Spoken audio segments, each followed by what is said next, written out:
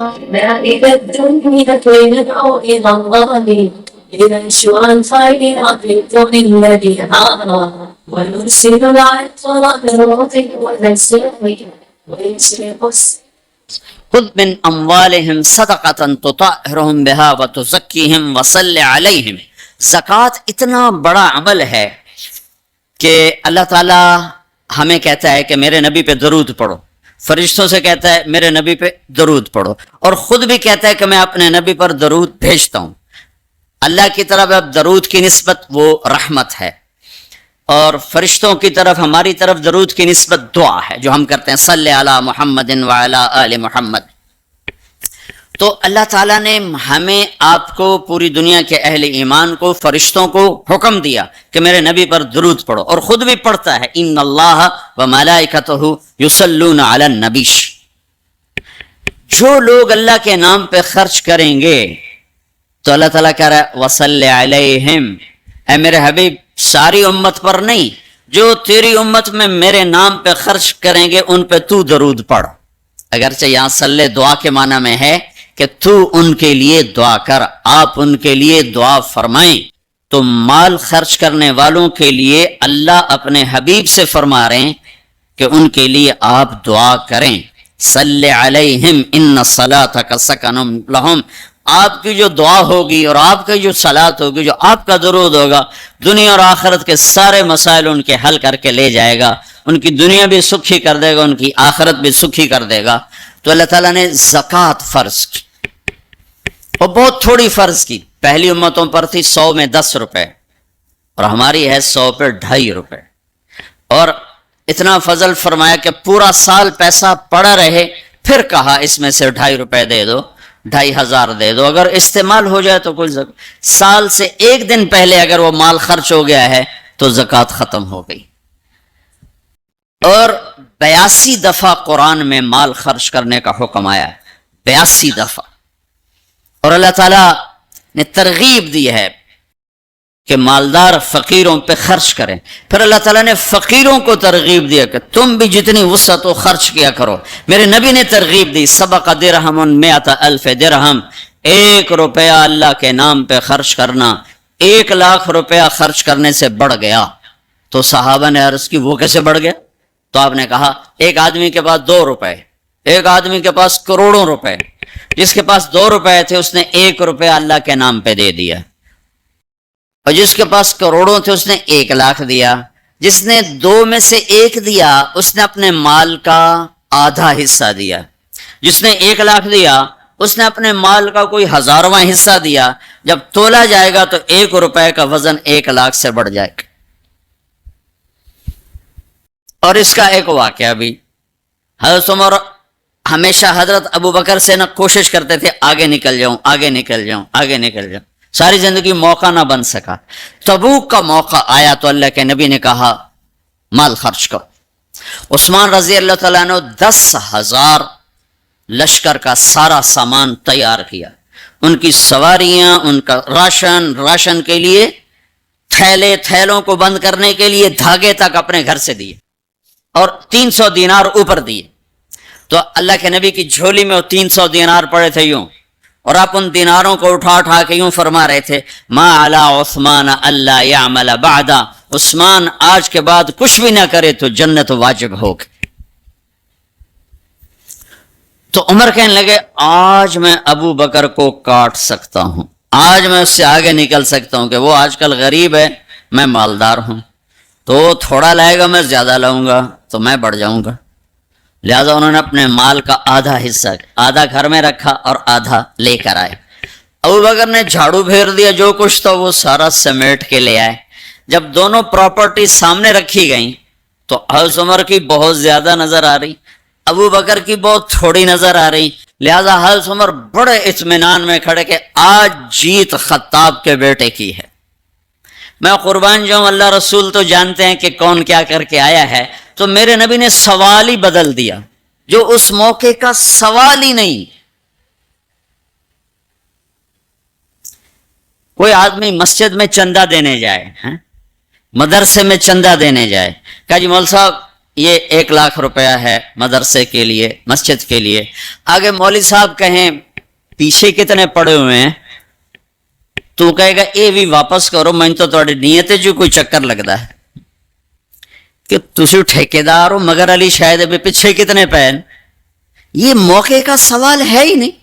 مولوی صاحب کو چاہیے جی جزاک اللہ، یہ لیجیے رسید، بسم اللہ، پھر بھی موقع آئے تو دیتے رہیں.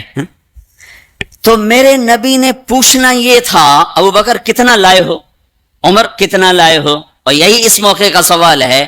لیکن اللہ رسول جانتے ہیں کہ کس کے مال میں وزن زیادہ ہے، تو میرے نبی نے سوال بدل دیا، فرمایا عمر ما خلفت. واہ واہ، عمر پیچھے کیا چھوڑ کے آئے ہو؟ تو حضرت عمر تو وہیں دھڑم ہو گئے گا، میں گیا. سوال سے ہی وہ پتہ چلے گا، میری کلی اڑ گئی، گئی وکٹ. عمر ما خلفت یا ما ترکت لأہلک، یہ دونوں الفاظ ہیں. پیچھے گھر والوں کے لیے کیا چھوڑا؟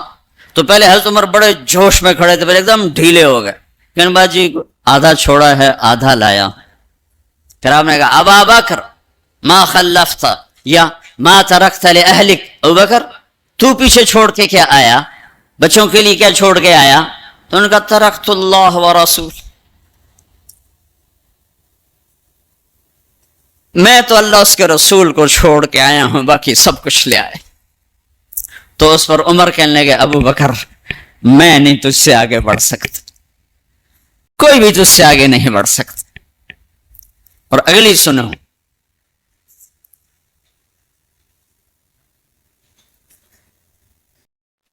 اپنے کپڑے بھی دے دیے اور ایک ٹاٹ تھا وہ پہن کر اس کو کانٹوں سے سی لیا.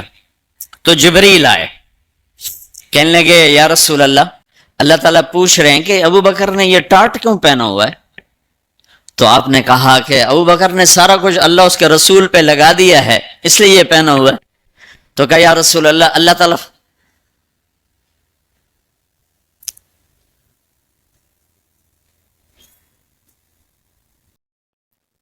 تعالیٰ فرما رہے ہیں ابو بکر سے پوچھو مجھ سے راضی تو ہے، مجھ سے راضی تو ہے، اس فقر میں مجھ سے راضی ہے؟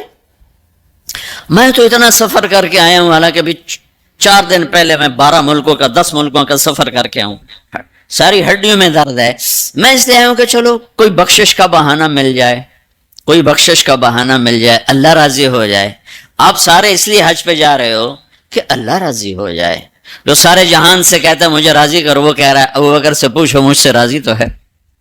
تو آپ نے کہا ابو بکر تیرا رب تجھے سلام بھی کہہ رہا ہے اور پوچھ رہا ہے کہ راضی ہو.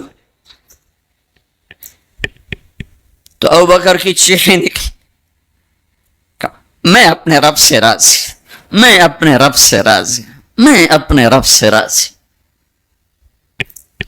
میرے بھائیو بہنوں، زندگی ایسے گزار کے مرو کہ اللہ کو ملو تو اللہ خوش ہو کے مل رہا، ایسے نہ مرو کہ اللہ کی بارگاہ میں پیش کیے جا رہے ہوں مجرم بن کر، قیدی بن کر.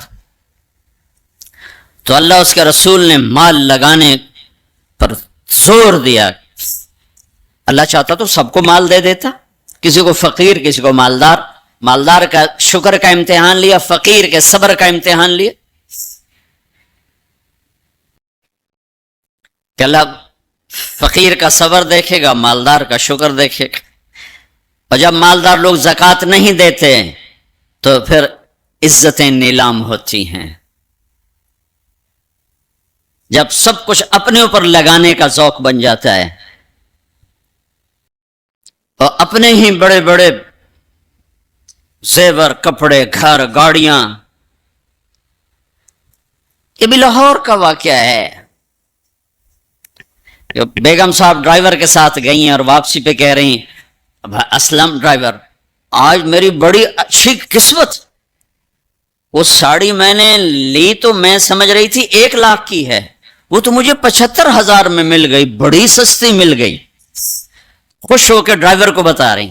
تیسرے دن ڈرائیور کے بیٹے کا بازو ٹوٹ گیا. وہ آ کر کہتا ہے صاحب جی میری تنخواہ میں تو اس کا علاج ہو نہیں سکتا، تو مہربانی کر کے کچھ میری مدد کر دیں، اس کا علاج ہو جائے. تو صاحب کہتے ہیں اسلم تمہیں پتا تو آج کل کاروبار بڑا مندہ ہے، تو میرے پاس تو گنجائش نہیں، میرا ایک ڈاکٹر دوست ہے، میں اسے فون کر دیتا ہوں، وہ تمہاری مدد کر دے گا۔ جب اس طرح ہوتا ہے تو پھر ڈاکے، چوریاں، قتل و غارت شروع ہوتے ہیں۔ جب اس طرح ہوتا ہے تو مالداروں میں تکبر پیدا ہوتا ہے اور غریبوں میں ظلم پیدا ہوتا ہے۔ تو زکوٰۃ ایک بہت بڑا عمل ہے، 2.5% تو فرض ہے، اور زکوٰۃ دینے والا سخی نہیں اللہ کی بارگاہ میں، ہاں بخیل بھی نہیں، سخی بھی نہیں ہے، بخیل بھی نہیں، یعنی وہ بخل کے ملک سے نکل آیا ہے اور سخاوت کے ملک میں انٹری نہیں ہوئی۔ 2.5 روپے پہ 1 پیسہ بھی اوپر خرچ کرے گا تو اب سخیوں میں آ گیا، پھر جتنا بڑھتا جائے گا اتنا آگے بڑھتا جائے گا۔ اور اللہ نے فرمایا مجھے میری عزت کی قسم جنت الفردوس میں بخیل داخل نہیں ہو سکتا۔ اور اللہ شیطان کہتا ہے کہ مجھے عبادت گزار بخیل سے کبھی ڈر نہیں لگا کہ اس کا بخل اسے ضرور جہنم میں پھینکے گا۔ نافرمان سخی سے ہر وقت ڈرتا رہتا ہوں کہ اس کی سخاوت کب اسے جنت میں پہنچاتی۔